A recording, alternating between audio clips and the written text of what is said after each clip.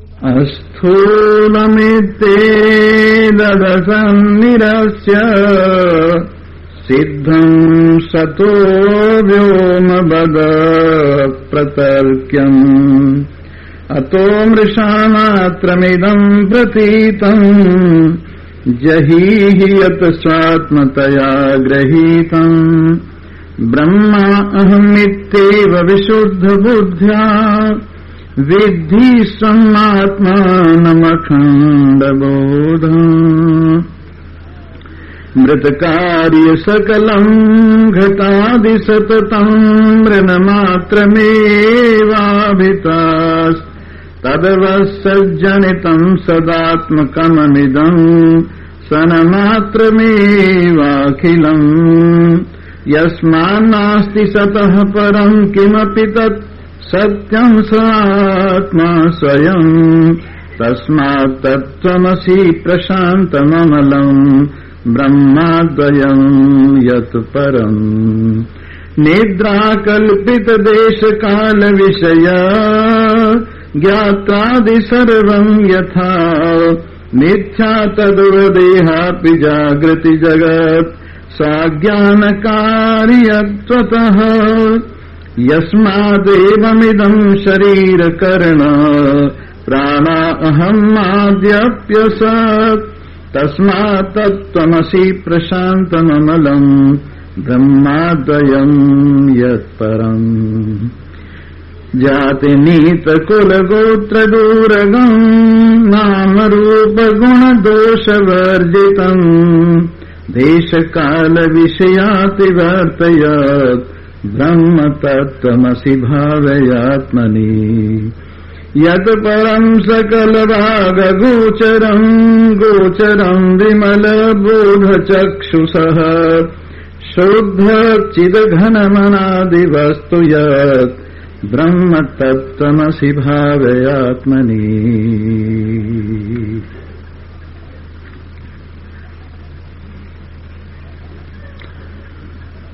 उपस्थित भाग्यवान श्रोता वृंद,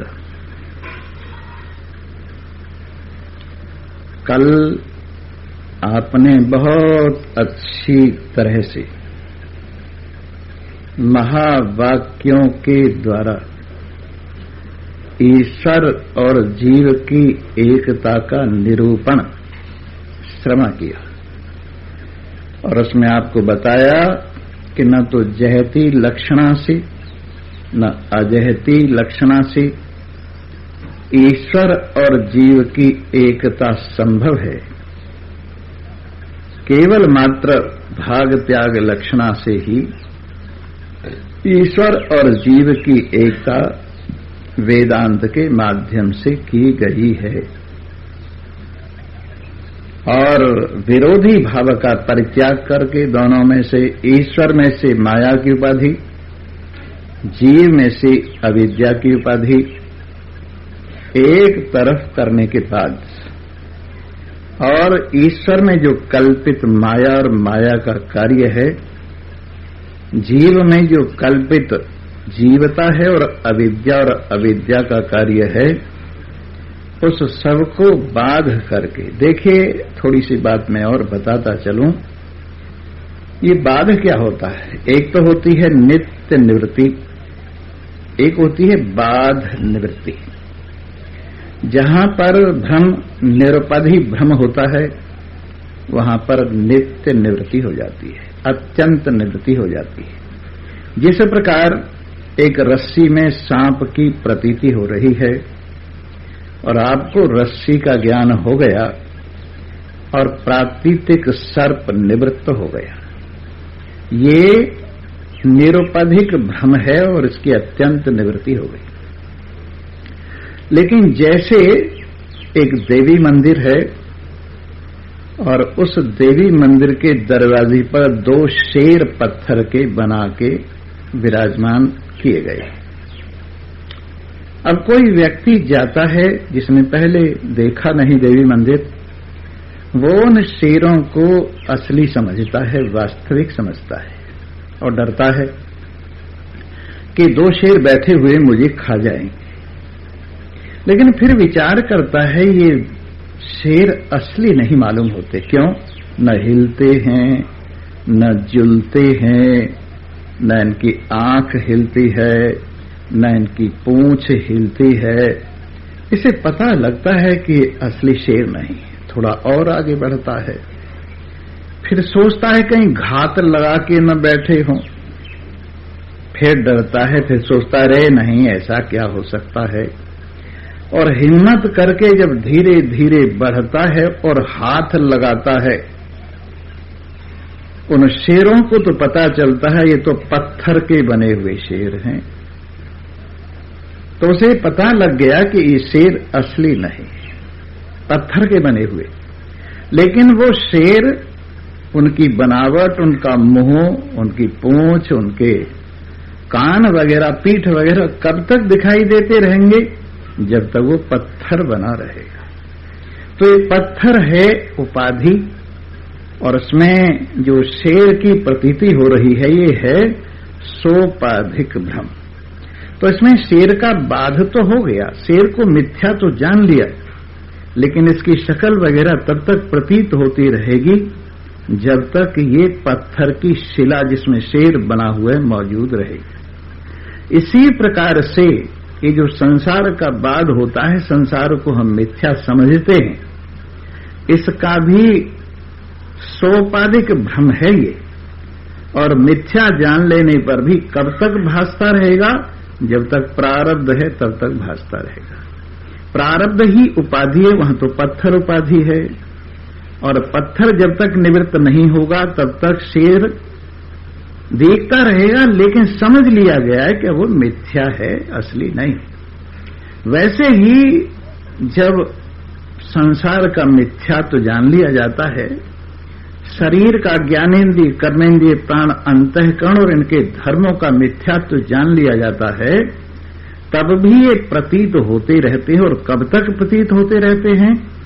जब तक प्रारब्ध शरीर की बनी हुई है। तो प्रारब्ध निवृत्त होने पर ये अपने आप ही निवृत्त हो जाएगा। एक दृष्टांत हम दिया करते हैं, पहले आपको सुनाया है, आपको ध्यान होगा।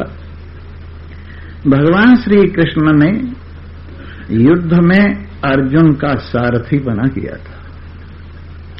युद्ध समाप्त हो गया तो उन्होंने अर्जुन को कहा कि जल्दी उतरो रथ से। अर्जुन उतर आया और भगवान श्री कृष्ण भी उतर आए, तो रथ और घोड़े 1 सेकंड में जल गए। तो अर्जुन ने पूछा ये सब क्या हो गया? कहने लगे जल तो पहले ही गए थे, भीष्म के बाणों से, कर्ण के बाणों से, द्रोण अश्वत्थामा के बाणों से ये जल तो पहले ही गए थे, लेकिन प्रतीत हो रहे थे मेरे संकल्प से। मैंने ये संकल्प किया कि ये रथ और घोड़े तब तक काम देते रहने चाहिए जब तक युद्ध समाप्त नहीं होता।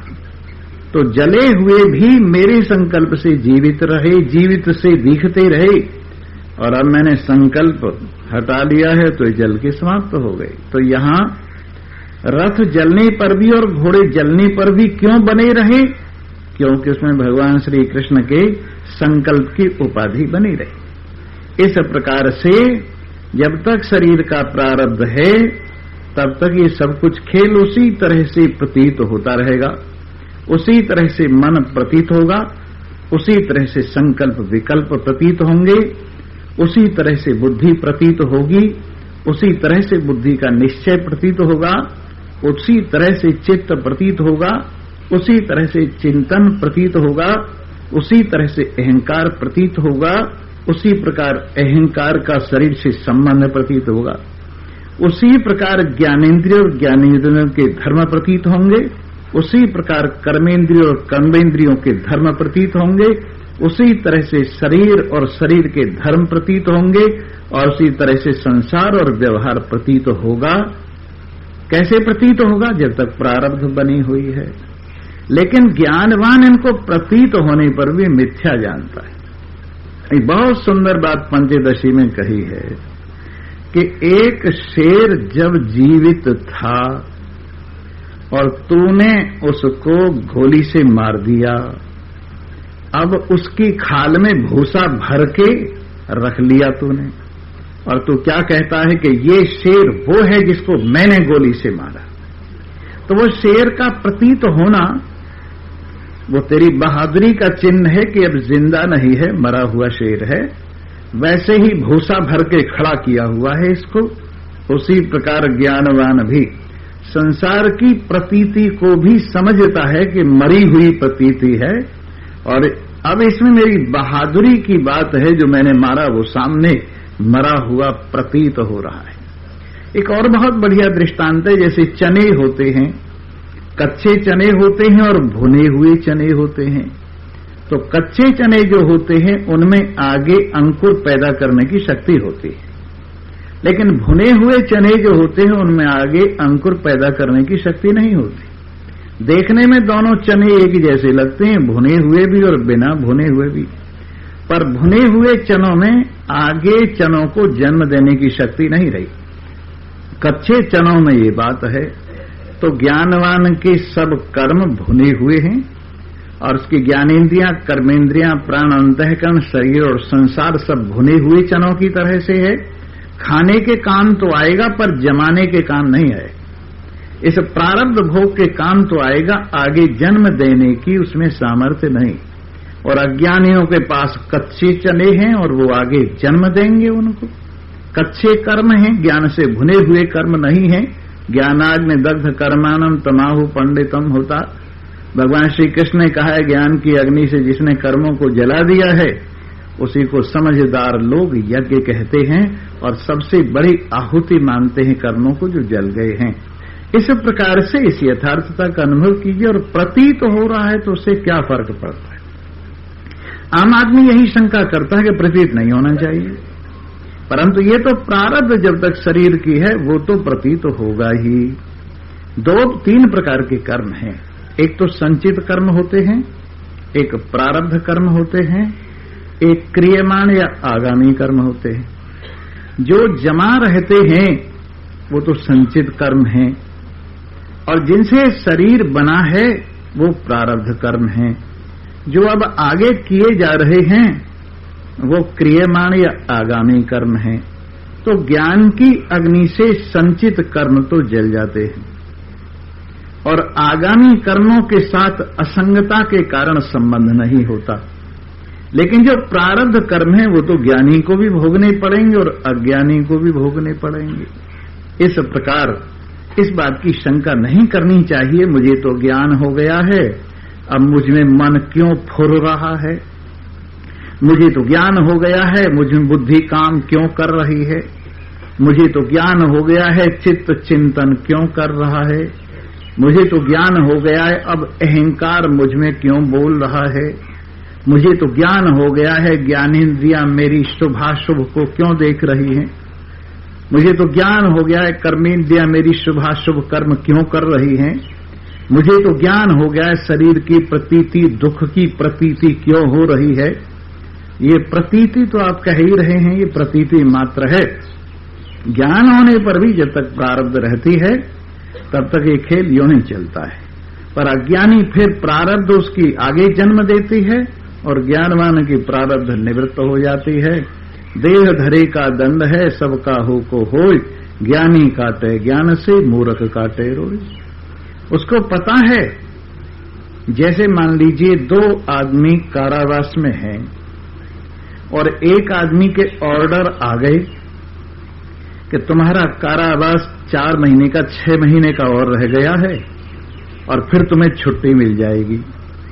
और एक के लिए ऑर्डर आया कि जितना तुम्हारा कारावास है उसमें 10 साल और कारावास में बढ़ा दिए गए हैं, क्योंकि तुमने ऐसी ऊट पटांग यहां जेल खाने में भी हरकत की है कि तुम्हारे 10 साल कैद और बढ़ गई है। अब दोनों हैं तो कैद में, जेल में, लेकिन दोनों में फर्क क्या है कि प्रसन्न हो रहा है कि बस 2-3-4 महीने की बात और है, मेरी छुट्टी हो जाएगी। एक रो रहा है कि 10 साल और बढ़ गए। वैसे अज्ञानी और ज्ञानी दोनों संसार में हैं।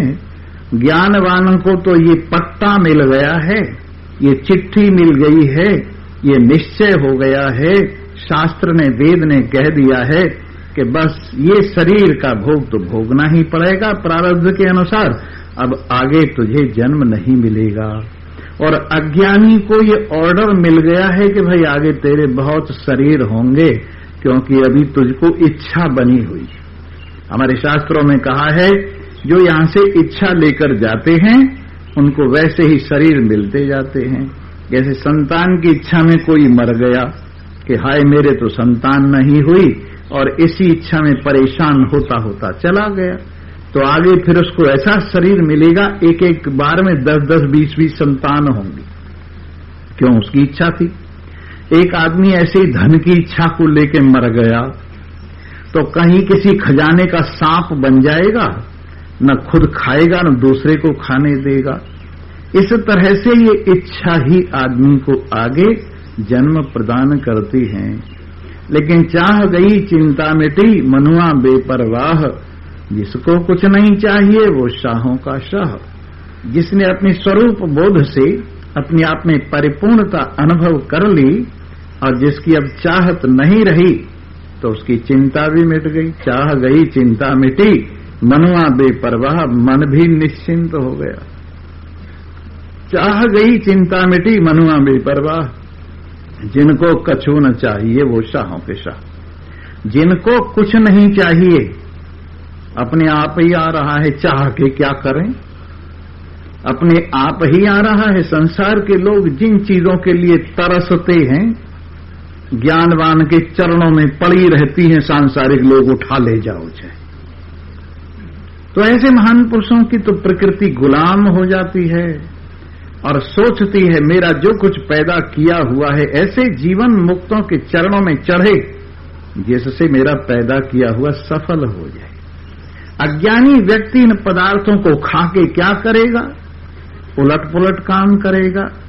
इन बढ़िया बढ़िया कपड़ों को पहन के क्या करेगा? उलट पुलट काम करेगा। बढ़िया मकान में रह के क्या करेगा? उल्टे पुलटे काम करेगा। लेकिन ज्ञानवान सबका सदुपयोग करेगा, भजन करेगा, मस्त रहेगा, आनंद लेगा। इसलिए लक्ष्मी जी भी उन्हीं की गुलाम है जिनको चाह नहीं है, और जिनको चाह है लक्ष्मी जी उनसे दूर भागती। छाया है, आप पकड़ना चाहो आपसे दूर भागेगी, और आप इसे मुंह मोड़ लो तो आपके पीछे पीछे आएगी। वैसे ही ये लक्ष्मी भी है, चाहने वालों को ये यूं समझिए चाहते नहीं है, लेकिन न चाहने वालों के पीछे भागती है। इसलिए समझदार आदमियों को इसकी गुलामी नहीं करनी चाहिए। ये तुम्हारी गुलाम है, तुम इसके गुलाम नहीं हो। अरे ज्ञानवान की महिमा में क्या कहा है? न तू जमीन के लिए, न तू आसमां के लिए, न तू जमीन के लिए, न तू आसमां के लिए। ये जहां है तेरे लिए, तू नहीं जहां के लिए। गंगा जमुना और सिंधु में रहेगा कब तक कैद, दजला फुरात और नील में रहेगा कब तक कैद। तेरा सफीना है बहरे बेकरां के लिए, न तो जमीन के लिए, न तो आसमां के लिए। हे सच्चिदानंद ब्रह्म नारायण, ये लोक और परलोक की गुलामी करने के लिए तू प्रकट नहीं हुआ। ये लोक और परलोक तेरी गुलामी करने के लिए प्रकट हुए। हे चेतन देव, तेरे सिवाय और किस पर ये सारा प्रकृति का सामान चढ़ेगा? तेरे चरणों में आकर ये कृतकृत्य होगा। इसलिए इस लोक और परलोक दोनों की इच्छा क्यों करता है? सब तेरे अधीन है। अरे छोटी मोटी चीजों में, नदी नालों में कब तक जीवन की नाव को घुमाता रहेगा? तेरे जीवन की नाव तो आनंद सागर का आनंद लेने के लिए नील नदी में, दजला फुरात में ही उलझ के रह गया। गंगा जमुना सिंध ब्रह्मपुत्र मात्र में ही उलझ के रह गया। मिसिसिपी, मिसौरी, अमेजन, वांगो इत्यादि, डैन्यूब इत्यादि नदियों में ही उलझ के रह गया। अरे तेरी जिंदगी का ये सफीना, ये नाव तो महान आदि अनंत आनंद सागर का आनंद लेने के लिए है, विषयों की छोटी मोटी नदियों में ही उलझ के रह गया। इसलिए तेरा सफीना है बहरे बेकरां के लिए। भगवान श्री कृष्ण के वाक्य याद कीजिए। आपूर्यमानम् अचलः प्रतिष्ठम् समुद्रमापः प्रविशन्ति यद्वत् तद्वत् कामायम् प्रविशन्ति सर्वे स शान्तिमाप्नोति न कामकामी। समुद्र को देखिए, जल से भरपूर, अपनी प्रतिष्ठा में अचल, अपने आप से कहीं भी डामाडोल नहीं होता। समुद्र समुद्र में ही आनंद लेता रहता है, समुद्र समुद्र में ही लहरित होता रहता है। ऐसा भरपूर अपने आप से आप खेलने वाला समुद्र, उसमें नदियां दौड़ दौड़ कर अपना पानी डाल रही हैं। दुनिया भर की सारी नदियां कहां गिरती हैं? समुद्र में गिरती हैं। किसी ने पूछा, हे नदियों, तुम अपना मीठा मीठा जल इस खारे समुद्र में क्यों डाल रही हो? तो नदियों ने कहा, हम समुद्र पर एहसान करने के लिए नहीं डाल रही है, हम तो अपनी अनंतता के लिए, असीमता के लिए समुद्र में प्रवेश कर रही हैं। हमारी सीमाएं निवृत्त हो जाएंगी, हमारे नाम रूप निवृत्त हो जाएंगे और एक सागर ही शेष रह जाएगा जिसका जल कभी सूखता नहीं। नदियों के जल सूख जाते हैं, सरोवरों के जल सूख जाते हैं, लेकिन समुद्र का जल नहीं सूखता। इसलिए हम तो अपनी अजरता, अमरता, अनंतता, सीमता, अखंडता का आनंद लेने के लिए समुद्र के चरणों में अर्पित होती है। समुद्र को हमारी इच्छा नहीं, हमें समुद्र की इच्छा है। वैसे ही ज्ञानवान समुद्र की तरह से अपने आनंद में आप मस्त है, अपनी महिमा से आप मंडित है, अपनी उपस्थिति से आप प्रसन्न है, अपने लिए किसी और का आधार नहीं चाहता, सबका आधार अपने आप है।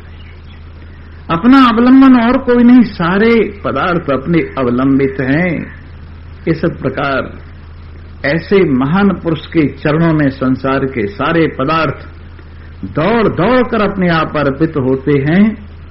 ऐसे निरीक्ष नारायण, स्वरूपस्थ नारायण को शांति मिलती है और बाकी तो सब मृग तृष्णा के पीछे भागते भागते पागल हो जाते हैं, पर कुछ मिलता मिलाता नहीं, यहां से हाथ मलते मलते मलते ही चले जाते।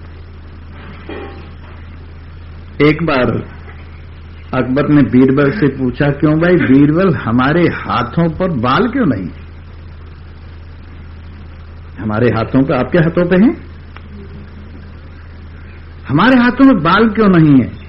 कहिए आप इतना देते हो, इतना देते हो, इतना देते हो कि बाल घिस गए, बाल आते ही नहीं। और तुम लोगों के हाथों पे बाल क्यों नहीं? कि हम इतना लेते हैं, इतना लेते हैं, इतना लेते हैं कि लेते लेते घिस गए।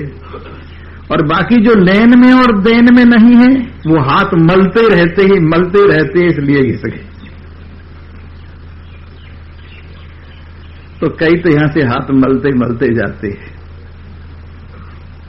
यार हमको नहीं मिला, फलाना खा गया, हमको नहीं खाना मिला, फलाना पहन गया, हमको पहनना नहीं मिला, फलाने को मकान मिल गया, हमको नहीं मिला, फलाने की शादी होगी, हम यूं ही रह गए, फलाने के बाल बच्चे हो गए, हम यूं ही रह गए। बस हाथ मलते मलते ही चले जाते। इसलिए ज्ञानवान संतुष्ट है, संतृप्त है अपने आप से।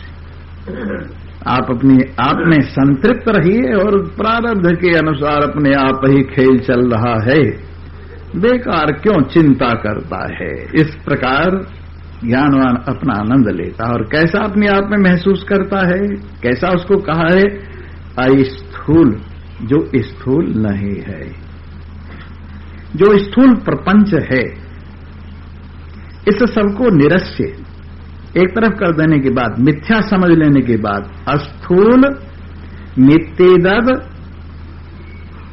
जो कुछ स्थूल है इस सब को निरस्य, असद को निरस्य एक तरफ करके सिद्धम सतः, जो अपने आप ही सिद्ध रह जाता है और उसको एक तरफ कौन करेगा। सब सामान निकाल देने के बाद में निकाल देने वाला तो रह ही जाता है, स्वतः सिद्ध।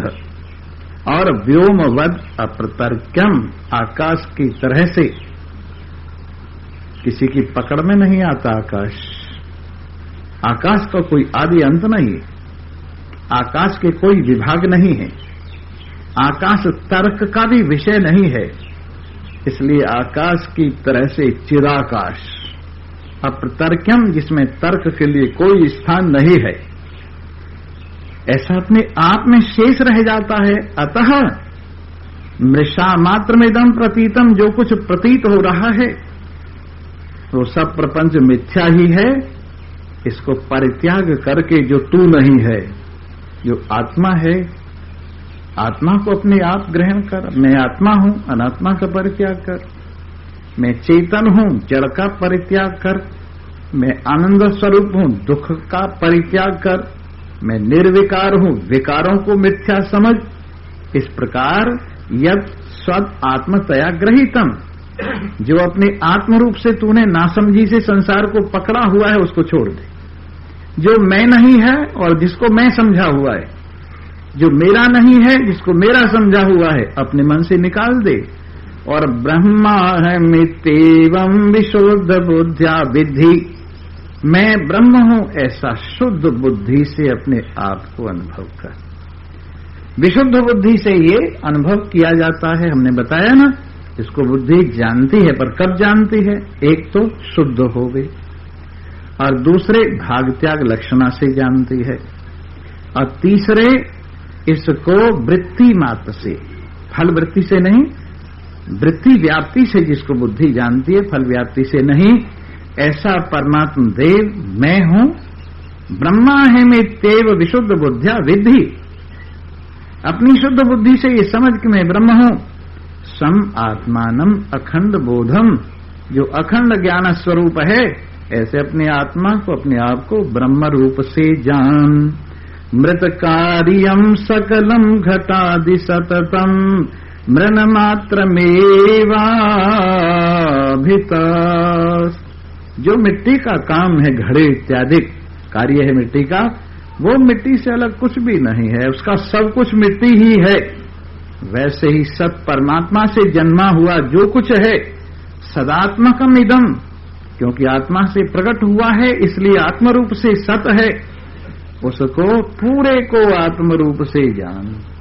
और यस्मान नास्ति सतः परम किमपि तत् सत्यम स आत्मा स्वयं, सत से अलग कोई वस्तु है ही नहीं, और वो सत स्वयं तेरा अपना आत्मा है। तस्मात् तत्त्वमसि प्रशांतममलम ब्रह्मा द्वयम यत् परम, इसलिए तो वही है जो वेद ने कहा है, बिल्कुल सत्य है, जो प्रशांत है, निर्मल है, अद्वय है, केवल है। और सबसे में आदमी कल्पना करता है, स्वप्न देखता है, और उसमें देखता है देश भी देखता है, काल भी देखता है, विषय भी देखता है, ज्ञाता भी देखता है, ज्ञान भी देखता है, ज्ञेय भी देखता है, सब कुछ जैसे स्वप्न में देखता है। जैसे निद्रा में अपने आप की भूल में, निद्रा क्या है? अपने आप की भूल, गफलत, जिसका नाम क्या है? गफलत। उसमें क्या देखता है?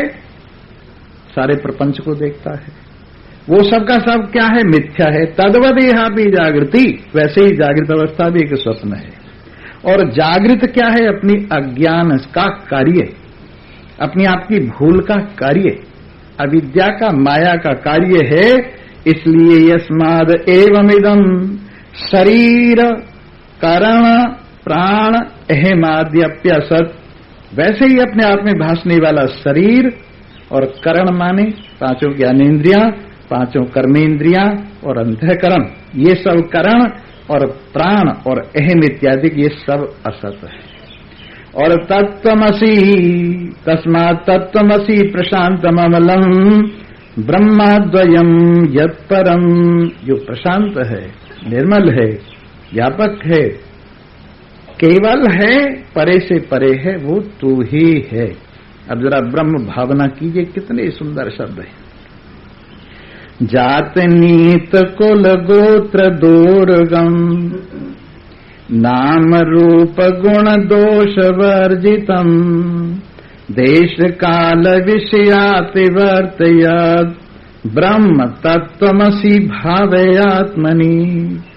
ये भगवान शंकराचार्य जी के श्लोक बहुत सुंदर, सरल और अमृत स्वरूप है, जिसमें कोई जाति नहीं है, जिसमें कोई जाति नहीं है, जिसमें कोई नीति नहीं है, जिसमें कोई कुल गोत्र नहीं है। ये सब इन सब से जो दूर है, इन सब से जो अछूता है। और नाम रूप गुण दोष वर्जितम, जिसका कोई नाम नहीं है, जिसका कोई रूप नहीं है, जिसमें कोई गुण दोष नहीं है, इन सब से जो अलग है। देश काल विषयाति वर्तयत्, जो देश काल और वस्तु, विषय माने वस्तु, इन सब से अछूता है, वही ब्रह्म तू है। ब्रह्म तत्त्वमसि भावयात्मनि, वो ब्रह्म मैं हूं, ऐसा अपने आप में निश्चय कर। पहले सबके सब ब्रह्म के विशेषण बताए, जिसमें से निषेध करके सबको निकाल दिया, जिसमें जाति नहीं है, नीति नहीं है, कुल नहीं है, गोत्र नहीं है, जिसमें नाम नहीं है, रूप नहीं है, गुण नहीं है, दोष नहीं है, जिसमें देश नहीं है, काल नहीं है, विषय नहीं है, वो ब्रह्म मैं हूं, ऐसा अपने आप में निश्चय कर। और ये ऐसे श्लोक बहुत आएंगे अभी, और सुनिए। यत परम सकल वाग गोचरम, गोचरम विमल बोध चक्षुषः, शुद्ध चिद घन मनादि वस्तु यत्, ब्रह्म तत्त्वमसि भावयात्मनि, जो परे से परे है और समस्त वाणी जिस तक पहुंच नहीं सकती, समस्त ज्ञानेन्द्रिय कर्मेंद्रिय इत्यादि की पहुंच से परे है, परंतु हां, जिसके नेत्र खुल गए हैं ज्ञान के चक्षु, जिसको महान पुरुषों की कृपा से आत्माकार वृत्ति प्राप्त हुई है, जो अहम ब्रह्मास्मि इस वृत्ति को प्राप्त किए हुए है, वो इसको अपने आप में समझता है। देखिए, समझने की भी योग्यता होती है। एक ही वाक्य हमने कई लोगों को कहा। एक कथा आती है, एक बार जनक ने कहीं से ये पढ़ा, घोड़े पर सवार होते होते उसके अंदर 2 पैडल होते हैं, घोड़े की जीन में जीन होती है, उसके कमर पे रखी हुई, और उसमें एक पैडल इधर होता है, एक पैडल इधर होता है, जिसमें पैर लगाते हैं। तो घोड़े की लगाम पकड़ के, और जब एक पैडल में पैर रखा जाता है, फिर चल के दूसरे पैडल में पैर रखा जाता है, इतनी देर में ब्रह्म ज्ञान हो जाता है। इतनी देर में घोड़ा खड़ा कीजिए, जीन वगैरह कसी हुई है, उसके एक पैडल में पैर रखिए, हाथ से लगाम पकड़े रहिए, और छलांग लगा के उसके ऊपर बैठिए और दूसरे पैडल में पैर रखिए। जितनी देर इस काम में लगती है, उतनी देर में ब्रह्म ज्ञान हो जाता है। जब जनक ने ये सुना, पढ़ा, तो सब बड़े बड़े विद्वान ब्राह्मणों को इकट्ठा करके कहा, तुम मुझे शास्त्र की ये जो बात है सत्य करके दिखाओ कि घोड़े के एक पैडल में पैर रख के चढ़कर दूसरे पैडल में पैर रखा जाता है, उतनी देर में ज्ञान हो जाता है। जितने ब्राह्मण थे वो कहने लगे, हमारी योग्यता तो नहीं है, हम ब्रह्म ज्ञानी नहीं हैं और इतनी देर में आपको ज्ञान नहीं करा सकते, परंतु शास्त्र की बात को मिथ्या भी हम नहीं कहते। शास्त्र की बात सत्य है, चाहे हमारी समझने की सामर्थ्य नहीं है, चाहे हमारी जानने की सामर्थ्य नहीं है, वो हमारी बुद्धि का दोष है। शास्त्र की बात मिथ्या नहीं। कभी कभी नासमझ आदमी जब उनकी बुद्धि में नहीं आता तो उसको मिथ्या कह देते। तो इसीलिए कहावत है ग्रंथ साहब के अंदर, वेद शास्त्र जितने हैं, वेद पुराण कहो नहीं झूठे, झूठे जो न विचारे। वेद और पुराण झूठे नहीं हैं, झूठे वो हैं जो इनको ठीक तरह से समझते नहीं। वेद पुराण झूठे नहीं हैं, झूठे वो हैं जो इनको समझते नहीं हैं। तो जनाब उन्होंने कहा, हम इसको झूठ नहीं कह सकते, पर सिद्ध भी नहीं कर सकते कि अच्छा जाओ मेरे राज्य से सब निकल जाओ, सब अपने बर्तन टंडर लेके बाहर जाने लगे तो उधर से अष्टावक्र जी से आ गए। उन्होंने कहा, क्या बात है भूदेवो, ब्राह्मणों, कहां जा रहे हो तुम लोग? कहने लगे, हमें महाराज जनक ने अपने राज्य से निकाल दिया है। क्यों? महाराज जनक तो बहुत अच्छा राजा है, तुमको कैसे निकाल दिया? कहने लगे, एक शास्त्र में वाक्य आता है, घोड़े पर चढ़ते हुए एक पैडल पर पैर रख के जब चढ़कर दूसरे पैडल में पैर रखा जाता है, इतनी देर में ज्ञान हो जाता है। उसने कहा, ये मुझे सिद्ध करके दिखाओ। तो हम लोग सिद्ध नहीं कर सके और उसने हमें बाहर निकाल दिया। कहने लगे, चलो अपने अपने घर बैठो, हम जाते और हम सिद्ध करेंगे। ब्राह्मणों को उनके घर बिठा के अष्टावक्र जी गए और जाके उनको जनक को कहा, क्या बात है, तुमने ब्राह्मणों को क्यों उनके घर से निकाल दिया? ब्राह्मणों के बिना तो देश सुना हो जाता है। जिस देश में कोई ब्राह्मण न हो, जिस देश में कोई वृक्ष न हो, जिस देश में कोई गाय न हो, जिस देश में कोई सच्चा न्याय करने वाला बुजुर्ग न हो, उस देश में तो रहना भी नहीं चाहिए। तुमने क्यों निकाल दिया उनको? कहने लगे, मुफ्त की रोटी खा रहे थे, शास्त्र की एक बात सिद्ध नहीं कर सके। शास्त्र में आया है कि घोड़े के पैडल में पैर रख के घोड़े पर चढ़कर जो दूसरे पैडल में पैर रखा जाता, उतनी देर में ज्ञान हो जाता, लेकिन वो ये बात सिद्ध नहीं कर सके। कहने लगे, ये जो बात तुमने पूछी है सबके बस की बात नहीं है, हम सिद्ध करेंगे। बोले, ठीक है, आप सिद्ध कीजिए। तो कहने लगे, ठीक है। कहा, जंगल में हम चलते हैं, अकेले में बताएंगे तुम्हारे को, या सबके सामने नहीं बताएंगे।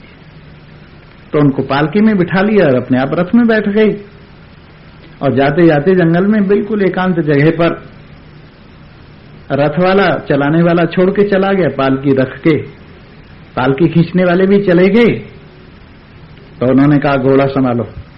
घोड़ा भी साथ लाए थे। घोड़ा खड़ा कर दिया, एक पैडल में पैर रख लिया। कहने लगे, मैं चल के दूसरे पैडल में पैर रखता हूं, दीजिए ब्रह्म ज्ञान। कहने लगे, हाँ दूर तो सही, पर तू मुझे क्या देगा? क्योंकि ज्ञान जिससे लोगे उसे दक्षिणा तो कुछ देनी चाहिए, तुम क्या दक्षिणा दोगे? तो जनक ने सोचा, ब्रह्म ज्ञान जिसको पाकर मृत्यु से परे हो जाता है व्यक्ति, जिसको पाकर सब कुछ पा जाता है, ऐसी चीज मैं ले रहा हूं, इसके बदले में क्या दूं? सर्वस्व दे दूं तो भी थोड़ा है। तो उन्होंने कहा, मैंने तन मन धन सब कुछ आपको दिया, तन मन धन सब कुछ आपको दिया। कहने लगे, फिर बेटा खड़ा रहे यूं ही, तन मन धन तो मेरे को दे दिया, अब शरीर को हिला भी मत। अब वो ऐसे ही एक पैर जमीन में, एक पैर पैडल में, घोड़े की लगाम पकड़े हुए खड़े हैं। रात होने को आ गई। जो अंग रक्षक थे उन्होंने सोचा, क्या हुआ महाराज का, उस बाबा जी का क्या हुआ? जाकर देखा तो महाराज जनक पैर पैडल पर रखे हुए और लगाम पकड़े हुए खड़े हुए हैं और न बोल रहे, न चाल रहे, न हिल रहे, और बाबा जी वहीं पास में बैठे हुए। कहने लगे, बाबा जी ये क्या चक्कर है, हमारे महाराज को जादू कर दिया है तुमने? किस तरह से खड़ा कर दिया है तुमने? कहने लगे, अपने महाराज से पूछ लो, हमने तो कुछ किया नहीं है। महाराज बोले ही नहीं। आखिर को खींच तान करके उनको रथ में डाला और बाबा जी को भी पालकी में रखा, दोनों को महल में ले आई। रात हो गई।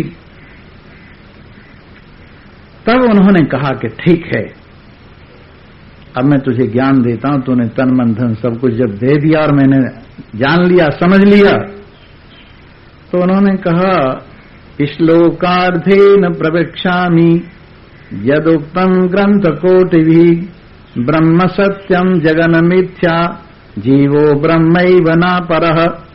करोड़ों श्लोकों में जो कहा है उसको आधे श्लोक में बताता हूं। ये पहली तो भूमिका है, आधा श्लोक तो भूमिका है। श्लोकार्धेन प्रवेक्षामि यदोक्तम ग्रंथ कोटिभि, करोड़ों ग्रंथों में जो कहा है वो आधे श्लोक में बताता हूं। आधा श्लोक तो चला गया। अब आधे श्लोक में बताते हैं, ब्रह्म सत्यम जगन मिथ्या, ब्रह्म सत्य है, जगत मिथ्या है और जीव ब्रह्म से अलग कुछ भी नहीं है। जनक को ज्ञान हो गया। इतनी देर लगी क्या? जनक को ज्ञान हो गया। अब बताइए सबको क्यों नहीं होता है ऐसा? जनक को तो एक श्लोक सुन के ही ज्ञान हो गया, सबको ऐसा क्यों नहीं होता है? क्योंकि सबके अंदर वो बात नहीं है जो जनक के अंदर थी। आपके अंदर उतनी समझ हो, एकाग्रता हो तो आपको भी हो सकता है। तो जो उत्तम अधिकारी है उसको तो एक वाक्य से ही ज्ञान हो जाता है। जो मध्यम अधिकारी है उसको शास्त्र का श्रवण करके ज्ञान हो जाता है। जो निकृष्ट अधिकारी है, तर्क वितर्क ज्यादा करता है, उसको तर्क वितर्क कर करा के ज्ञान हो जाता है। और बाकी जो अधिकारी नहीं है उसको हम क्या करें? तेरे देने में तो कमी नहीं है, पर क्या करूं मेरी झोली का मुंह ही फटा हुआ है। तेरे देने में तो कमी नहीं है, पर क्या करूं मेरी झोली का मुंह ही फटा हुआ है, गिरते ही नीचे पड़ता है। छालनी में धार काढ़े, कर्मों को दोष दे। छालनी जानते हो? आटा छानते हैं जिससे, और उसमें गाय भैंस का दूध निकालने लगो, कहां जाएगा? रुकेगा उसमें? छालनी में धार काढ़े दूध निकाले, कर्मों को दोष दे। क्या करूं जी, मेरी भागी में दूध है ही नहीं। मूर्खानंद, पहले पात्र तो संभाल। इतने छेद पात्र में हैं और उसमें दूध निकालने लगा है, तो फिर कैसे काम चलेगा? जरा पात्र ठीक कर। ये छेद वाला पात्र नहीं होना चाहिए, नंबर 1। दूसरी बात और है, अंधी पीसे कुकर खाएं। अंधी चक्की चला रही है और आटा पीस रही है, वो गेहूं पीसते ही आटा बन रहा है, लेकिन वहां कुत्ते लगे पड़े हैं, जो भी आटा तैयार होता चाटते जाते। और जब बेचारी झाड़ने को होती, आटा निकालने को होती है, चक्की में से इतना भी नहीं निकलता, कहां चला गया? उसने मेहनत तो की पर कुत्ते चाट गए। उसी तरह से ये मोह के, काम के, क्रोध के जो कुत्ते लगे पड़े हैं, और जो आप मेहनत करते हो पूरी चक्की को चाट जाते हैं। स्वामी जी सुना तो हमने बहुत, पर पल्ले कुछ नहीं पड़ा, बीच में वो जो आ गए चाट गए वो। इसलिए अगर आप जनक की तरह से आपके अंदर मुमुक्षुता का तीव्र भाव हो और साधन आपके अंदर तीव्र हो, तो आप एक ही वाक्य में समझ ही जाओगे। लेकिन अगर आप ऐसे नहीं तो रोजाना सुनिए, कब तक नहीं समझोगे? समझ ही जाओगे। और इतने पर भी नहीं तो कई बार सुनिए। रसरी आवत जातते सिल पे पड़े निशान, करत करत अभ्यास के जलमत होए सुजान। जैसे कुएं के ऊपर पत्थर पड़े रहते हैं, जिसे कोई कुएं में गिरे नहीं, इसलिए पत्थर डाल देते, कहीं लकड़ी डाल देते, कहीं पत्थर डाल देते हैं चारों ओर कुएं के। जब उससे पानी खींचा जाता है रस्सी से बर्तन बांध के, तो लगातार रस्सी आती जाती है, और उससे क्या होता है, पत्थर में भी निशान पड़ जाते हैं, एक एक दो दो अंगुल पत्थर घिस जाता है। रसरी आवत जातते सिल पे पड़े निशान, रस्सी के आने जाने से पत्थर पर भी निशान पड़ जाते हैं। करत करत अभ्यास के जड़ मत होए सुजान। अगर अभ्यास किया जाए तो जड़ मत भी, जिनकी बुद्धि बहुत कम है वो भी ज्ञानी हो जाते हैं। पहले हमने एक बार बताया था, अब के फिर दोहराते हैं। साधना में 4 चीजें चाहिए। साधना में कितनी चीजें चाहिए? एक तो दीर्घ काल तक होनी चाहिए। ये नहीं कि हथेली पे ही सरसों जम जाएगी, अजी हमने तो आपकी कथा आज सुनी, कुछ ज्ञान हुआ नहीं। दीर्घ काल, जब बहुकाल करिए सत्संगा, तबई होई सब संशय भंगा। जब निरंतर बहुत दिनों तक कथा सुनी जाती है, सत्संग किया जाता है, तो सारे संशय अपने आप निवृत्त होते हुए चले जाते। तो पहली बात हुई, साधना दीर्घ काल तक होनी चाहिए। दूसरी बात हुई, निरंतर होनी चाहिए, बीच में गैप नहीं होना चाहिए। एक दिन सुन गए, 10 दिन रह गए, तीसरे दिन सुन गए, फिर रह गए, ऐसे नहीं। निरंतर होनी चाहिए, अंतर बीच में गैप नहीं होना चाहिए। 2 बातें हो गई। एक धैर्य होना चाहिए, डामाडोल नहीं होना चाहिए। और एक श्रद्धा होनी चाहिए। कितनी बातें हो गई? 4। एक तो दीर्घ काल तक होना चाहिए, निरंतर होना चाहिए, धीरज से धैर्य पूर्वक होना चाहिए और श्रद्धा पूर्वक होनी चाहिए, तो साधना सफल होती। इसलिए यहां कोई 1 साल में पास हो जाएगा, कोई 2 साल में पास हो जाएगा, पर किसी को क्लास से निकाला नहीं जाएगा। कभी न कभी तो पास होगा ही। द्वार धनी के खड़े रहो, धक्का धनी के खाओ, कभी तो धनी निराज है जो दर छोड़ न जाओ। दरवाजे पर खड़े रहो, डांट भी सहन करो, धक्के भी सहन करो, देखें कब तक वो प्रसन्न नहीं होते हैं। द्वार धनी के खड़े रहो, धक्का धनी के खाओ, कभी तो धनी निराज है, कभी तो कृपा करेगा ही। जो दर छोड़ न जाओ, जो दरवाजा छोड़ के नहीं जाओगे। और जरा सी बात में दरवाजा छोड़ के चले रहे, स्वामी जी ने तो हमारे से बात ही नहीं की ढंग से, हमने तो जाना छोड़ दिया, हमारी बात नहीं मानी, हमने जाना छोड़ दिया। तुम्हारी मर्जी है भाई। महाराज जनक के पास में श्री सुखदेव जी ज्ञान लेने के लिए गए, 7 दिन तक दरवाजे पर खड़ा रखा, पूछा नहीं। धूप भी सहन की, जाड़ा भी सहन किया, रात का बरसात भी आई, सबको सहन किया, लेकिन दरवाजा नहीं छोड़ा। कहने लगे ज्ञान लेने के लिए आया हूं। 7 दिन के बाद स्वयं महाराज जनक उनका स्वागत करके ले गए अंदर, और 7 दिन तक उनको महलों में रखकर सुंदर सुंदर स्त्रियों से सेवा कराई, लेकिन वहां भी उनका मन डामाडोल नहीं हुआ। देखा क्रोध को भी जीत लिया है, काम को भी जीत लिया है। तब उन्होंने कहा, ऋषि प्रवर आप महान हो, आपको कौन सा संशय हो गया? तब उन्होंने अपनी शंका समाधान कराई और कल्याण प्राप्त किया। सो मेरे मित्रों, ये हिम्मत की बात है। दीर्घ काल तक लगे रहिए, धैर्य से लगे रहिए, बीच में अंतर मत डालिए और श्रद्धा रखिए, बात बन ही जाएगी। ऐसा आपका अपना स्वरूप है। ब्रह्म तत्वमसि, तू ब्रह्म ही है, भावे आत्मनि, अपने आप में। इसको बार बार दोहरा, इस बात को बार बार दोहरा। और कल को ये ब्रह्म तत्वमसि भावे आत्मनि कई दिनों तक सुनाएंगे, जब तक यहां कथा होगी। कितने दिन और है? 3 दिन। 3 दिन तक यही सुनाएंगे, ब्रह्म तत्वमसि भावे आत्मनि, अनेक युक्तियों से। इन्हीं शब्दों के साथ आप सभी को धन्यवाद है। एक भजन सुनाते हैं और आप भजन सुन के अपने अपने घर जाइए।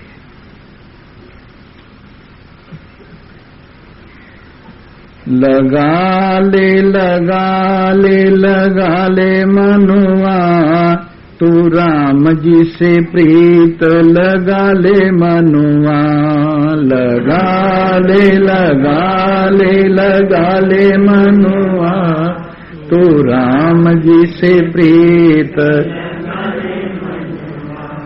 जगा ले जगा ले जगा ले मनुआ, तू सोए हुए भाग जगा ले मनुआ। जगा जगा ले मनुआ, तू सोए हुए भाग। लगा ले लगा ले लगा ले मनुआ, लगा ले लगा ले लगा ले। तू राम जी से प्रीत लगा ले मनुआ, तू राम जी से प्रीत लगा ले मनुआ। सत्संग पूर्व लगे दिन राती, सत्संग पूर्व लगे दिन राती। नहाए जो पाए सब सुख शांति, नहाए जो पाए सब सुख शांति।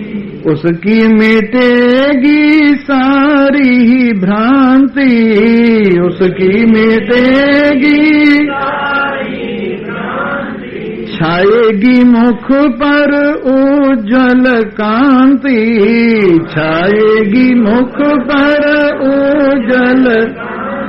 बना ले बना ले बना ले मनुआ, तू बिगड़ी हुई बात बना ले मनुआ, बना ले मनुआ, तू बिगड़ी हुई बात लगा ले मनुआ, लगा ले तू राम जी से प्रीत लगा ले मनुआ, तू राम जी से प्रथम भगति संतन कर संगा, प्रथम भगति संतन कर दूसरी रति मम कथा प्रसंगा, दूसरी रति मम पावन साधु संगति गंगा, पावन साधु संगति उच्छल उज्ज्वल तरल तरंगा, उच्छल उज्ज्वल तरल मिटाले मनुआ, मिटाले सब नहा कर ताप मिटाले मनुआ, सब नहा कर ताप मिटाले लगा ले मनुआ, लगा ले तू राम जी से लग्न लगा ले मनुआ, तू राम जी से लग्न नारद मुनि और सुख सनकादि, नारद मुनि और व्यास वशिष्ठ अत्रि मुन आदि, व्यास वशिष्ठ अत्रि मुनि सबने मिल के बात बता दी, सबने एक आत्मानंद अनादि, एक आत्मा सुना ले मनुआ, सुना ले तू आत्म ज्ञान सुना ले मनुआ, तू आत्म ज्ञान सुना ले लगा ले मनुआ, लगा ले तू राम जी से प्रीत लगा ले मनुआ, तू राम जी से बिन सत्संग विवेक न होई, बिन राम कृपा बिन सुलभ न सोई, राम कृपा जा पर कृपा राम की होई, जा पे कृपा पाम देव एहि मार्ग सोई, पाम देव